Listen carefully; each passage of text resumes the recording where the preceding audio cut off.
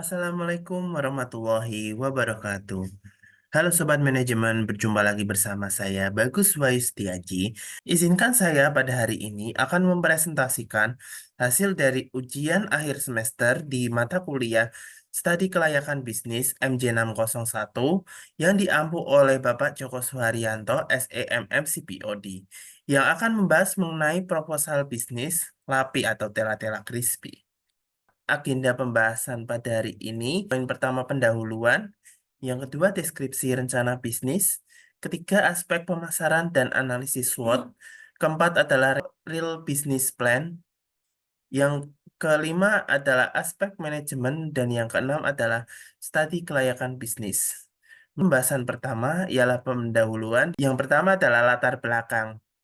Bisnis makanan ringan saat ini sangat diminati oleh semua kalangan. Terbukti dari banyaknya produk makanan ringan yang bermunculan di Indonesia, baik yang terbuat dari bahan alami maupun bahan sintetis.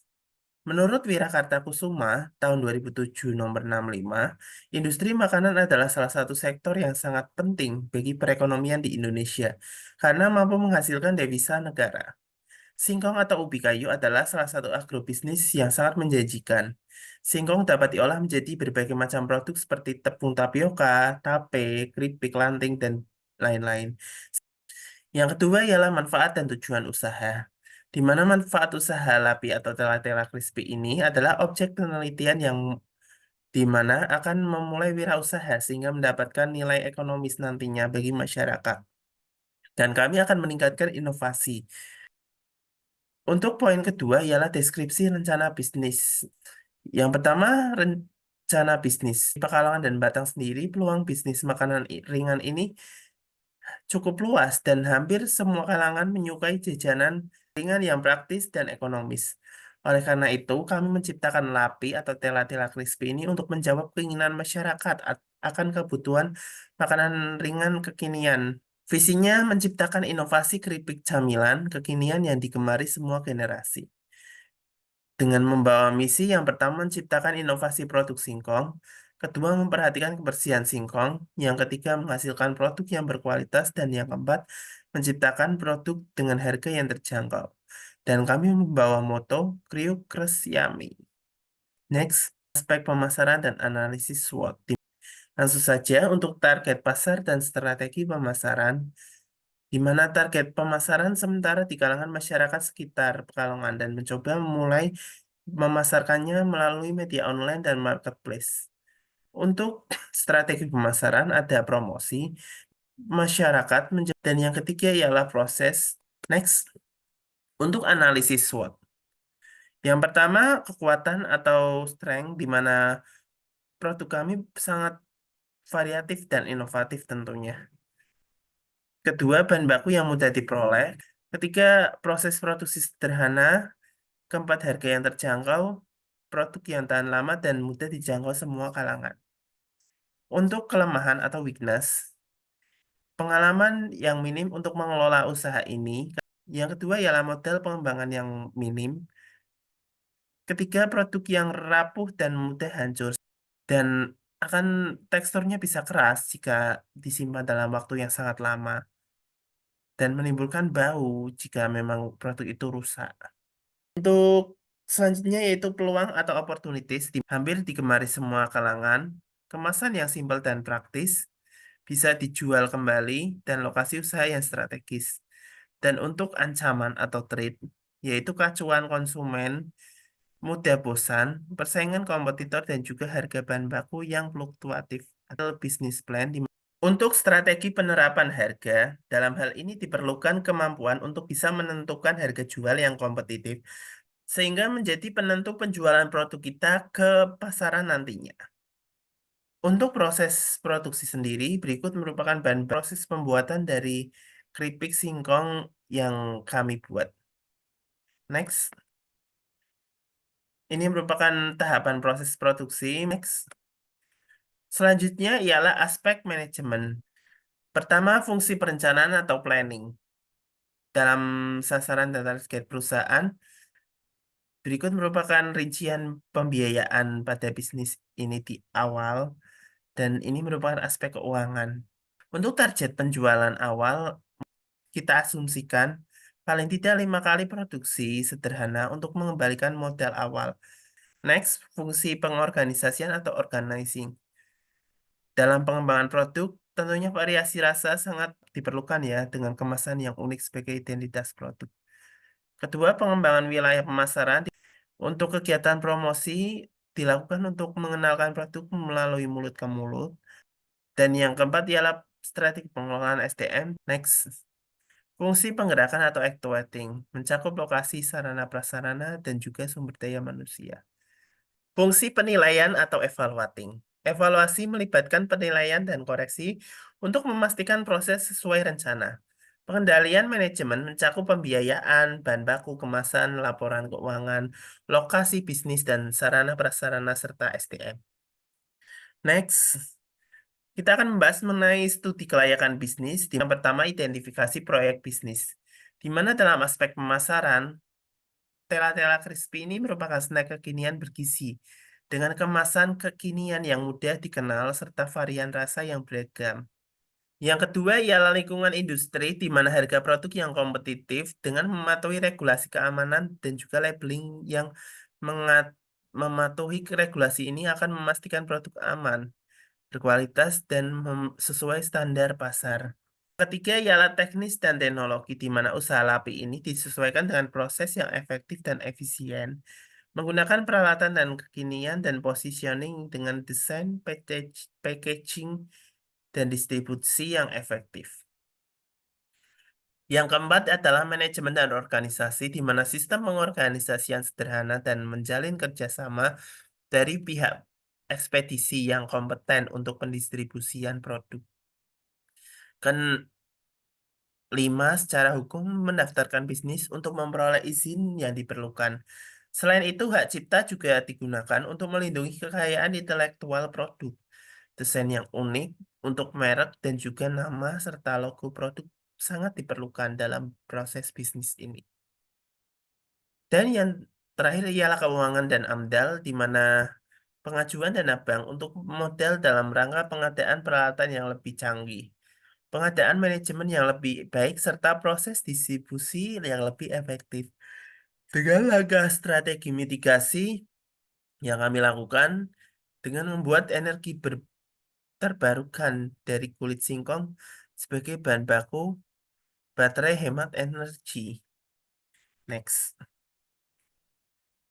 Di tahap penilaian atau aparsial, kita ada 3 poin. Yang pertama ialah perizinan pendirian, di mana beberapa dokumen penting seperti akte pendirian usaha, surat keterangan domisili, dan laporan keuangan awal. Lisensi juga akan diajukan untuk melegalkan bisnis di sisi hukum nantinya. Kedua ialah sumber pembiayaan, di mana dalam pengembangan bisnis kami mengajukan pinjaman kredit usaha di bank dan mencari investor. Dalam pendistribusian, kami mencari ekspedisi yang berpengalaman dengan jangkauan yang luas dan ongkos kirim yang terjangkau. Yang ketiga ialah pengelolaan, di mana analisis biaya memegang peran penting dalam pengembalian keputusan bisnis yang berkelanjutan. Organisasi dihadapkan pada tekanan besar untuk menjalankan operasi yang bertanggung jawab secara sosial, lingkungan, dan juga finansial. Next. Di tahap implementasi, pada prakonstruksi, riset pasar untuk mengetahui kompetitor, untuk melihat salah strategi pemasaran pesaing. Aset perusahaan untuk menyediakan aset modern dan platform jual beli yang kami gunakan untuk mengadakan promosi berkelanjutan. Kami juga membuka kesempatan reseller dan dropship untuk memperluas jangkauan pasar. Yang selanjutnya ialah masa konstruksi. Dalam pembangunan infrastruktur, kami menggunakan fasilitas produksi, gudang penyimpanan, bahan baku, dan juga peralatan produksi. Dalam pengembangan sistem teknologi informasi, kami membangun sistem informasi penjualan serta website dengan domain yang mudah dijangkau.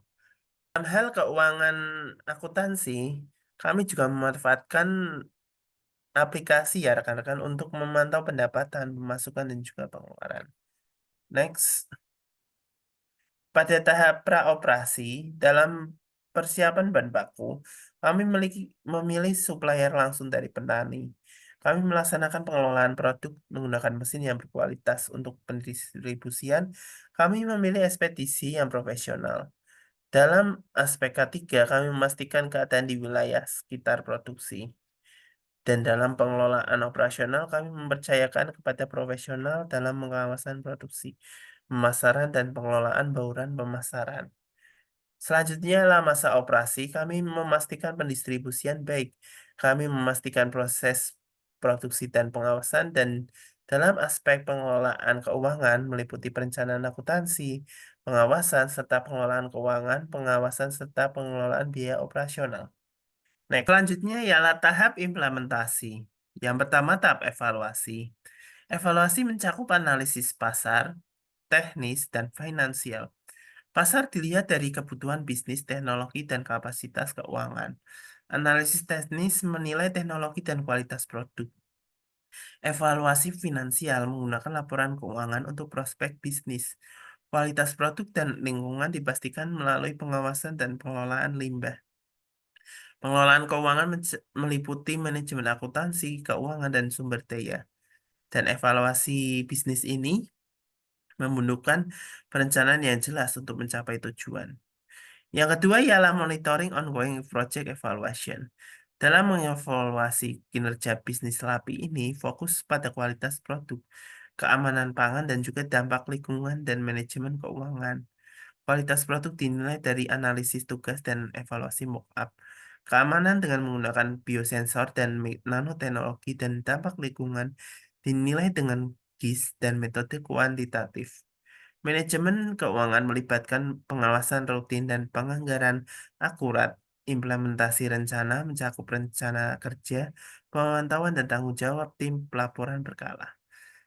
Untuk evaluasi kinerja atau evaluation post-project, pada bisnis LAPI ini mencakup penilaian kualitas produk, keamanan pangan, dampak lingkungan, dan juga manajemen keuangan dengan kualitas yang dinilai melalui analisis tugas dan mockup. Keamanan pangan dengan AI dan biosensor, serta dampak lingkungan menggunakan JIS. Manajemen keuangan melibatkan pengawasan rutin dan perencanaan keuangan. Implementasi melakukan pemantauan berkala dan tanggung jawab tim pelaporan reguler dan perbaikan secara berkesinambungan.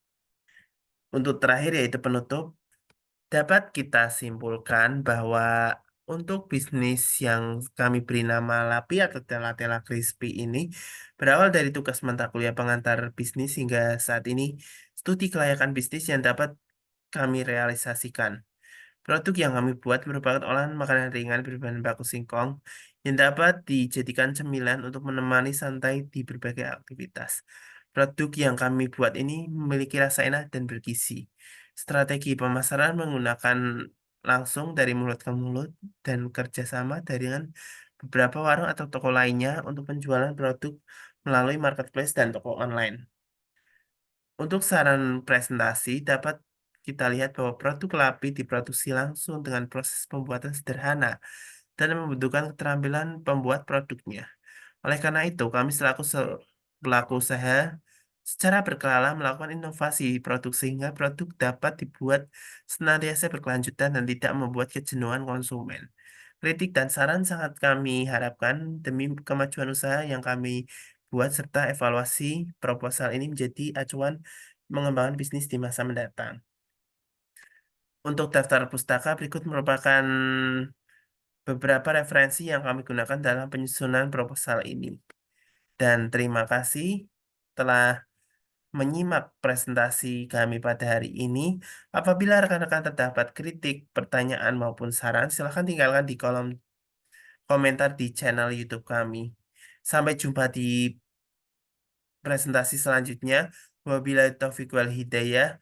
Wassalamualaikum warahmatullahi wabarakatuh.